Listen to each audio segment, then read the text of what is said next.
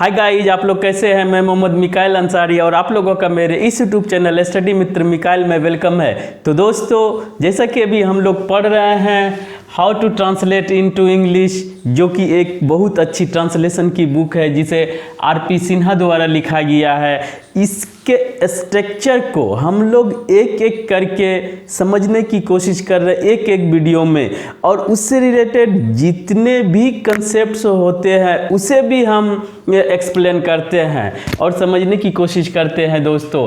तो first chapter ही अभी हम लोगों का चल रहा है, जिसमें है कि कर्ता के रूप, फॉर्म्स ऑफ सब्जेक्ट, यानी कि सब्जेक्ट को मेनली फॉर्म्स कितने होते हैं उसे पहचानना और अपने सेंटेंस में उसे यूज करना। और आज का दोस्तों स्ट्रक्चर नंबर 5 है।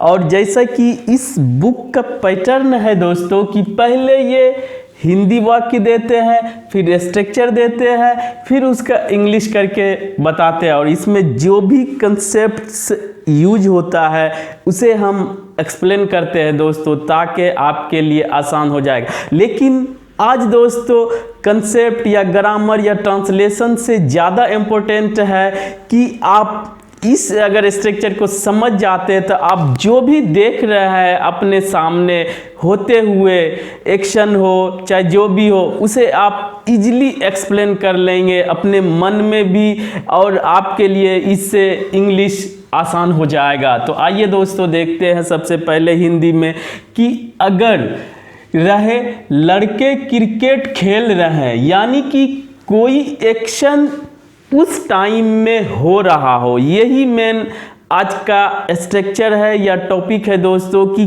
कोई काम जब आप देख रहे हैं या सुन रहे हैं उस टाइम हो रहा हो, और इसे आप इंग्लिश में कैसे एक्सप्रेस करेंगे, कैसे बताएंगे, इसे ही हम लोग समझने की कोशिश करेंगे दोस्तों।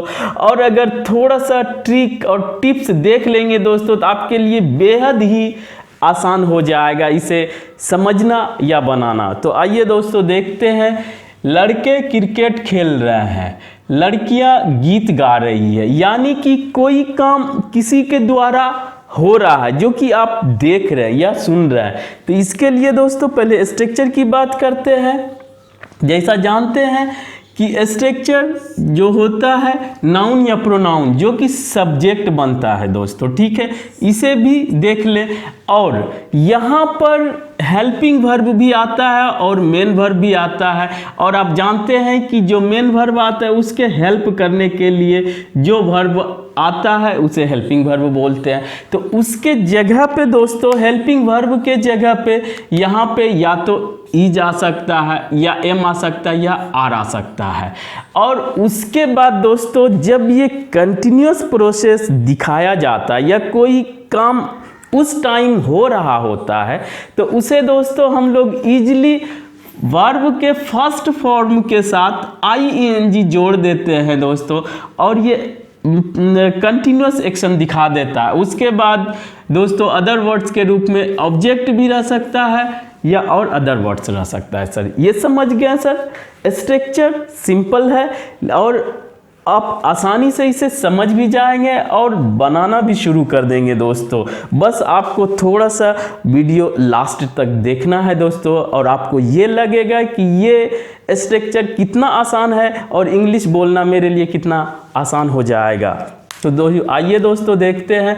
जैसे कि इसमें अगर सब्जेक्ट की बात करते हैं दोस्तों, तो सबसे पहले ये खोजिए कि जो कोई एक्शन कर रहा या हो रहा है वो किसके द्वारा, यानी कि कौन कर रहा है, ये देखना है।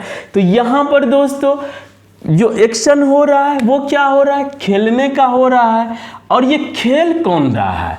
तो ये दोस्तों आप इससे देख लेंगे हिंदी में कि ये लड़के खेल रहे हैं। बस अगर आप इसे खोज लिए कि कोई काम कौन कर रहा है, यानी कौन का इंग्लिश हु, तो किसी का काम कौन कर रहा है दोस्तों, अगर ये आप खोज लिए कौन कर रहा है, कौन का इंग्लिश हु, तो आपके लिए ये बेहद ही आसान हो जाएगा और आप इजीली किसी भी सिचुएशन को देख के आप उसको इंग्लिश अपने माइंड में या आप बोल सकते हैं। एकदम आसान है दोस्तों।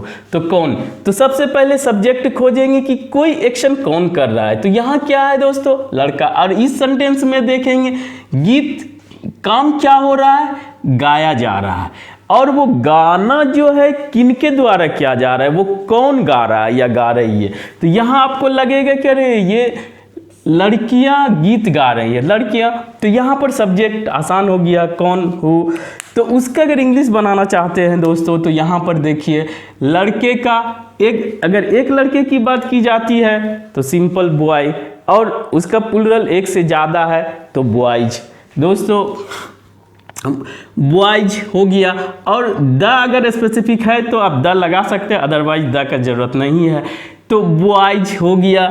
और वो हेल्पिंग वर्ब के रूप में आप दोस्तों चाहे तो इज, एम, आर, और कौन आएगा, इज आएगा या एम आएगा या आर आएगा, बस छोटा सा ट्रिक है दोस्तों, उसे हम लोग इसी वीडियो में देख लेंगे और आपके लिए आसानी हो जाएगी। बस इतना सा करना है। तो ये भी सेलेक्ट करने के लिए हम लोग सीख लेंगे दोस्तों।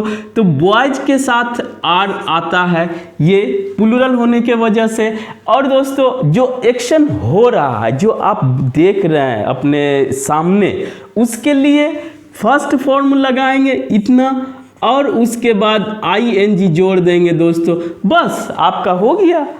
बस इतना तो करना है कि बॉयज आर प्लेइंग, यानी लड़के खेल रहे हैं। और अगर कुछ देखना है, he is singing, they are eating, इस तरह से जो चाहे आपको जो भी दिख रहा हो दोस्तों सामने से, अब उसके एक्शन वर्ब को अगर जानते हैं तो आप इजीली बना लेंगे। और ये बहुत ही आसान है। और उसके बाद जो आता है ये अदर वर्ड्स भी हो सकता है या इसका ऑब्जेक्ट हो सकता है।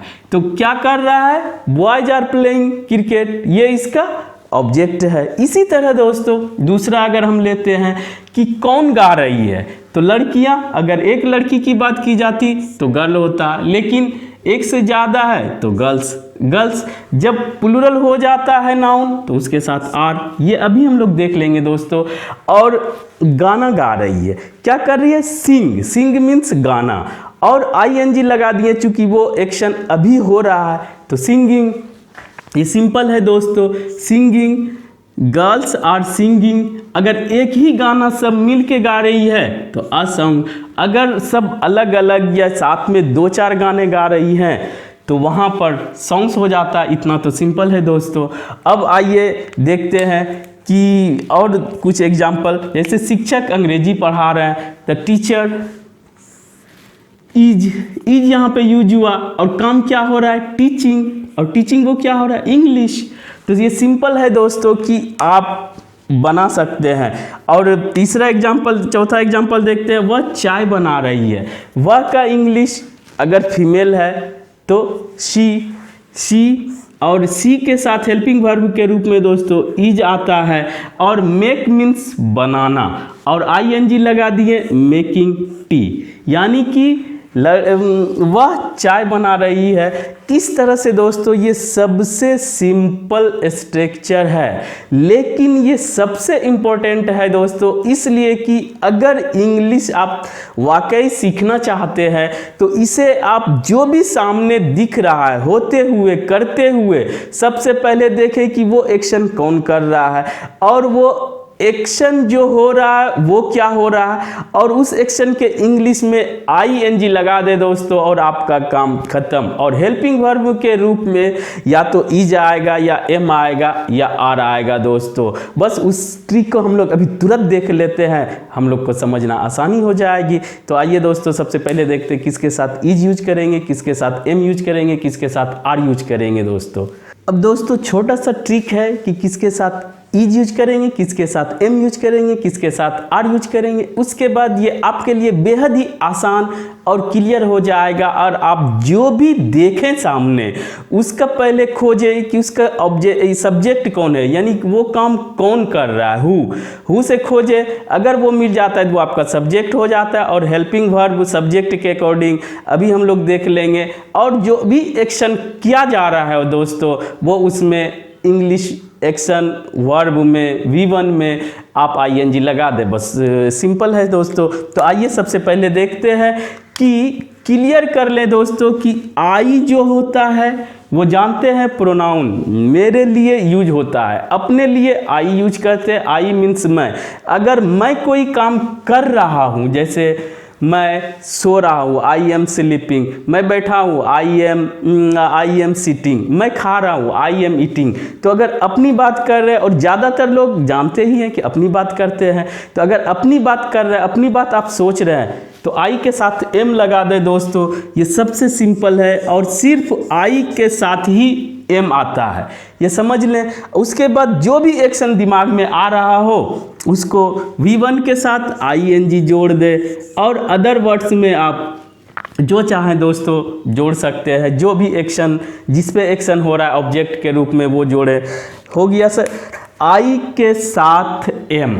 दूसरा दोस्तों वी रहे या यू रहे या दे रहे या plural noun. Plural noun means यहाँ पे बॉयज या गर्ल्स, ये है प्लूरल नाउन।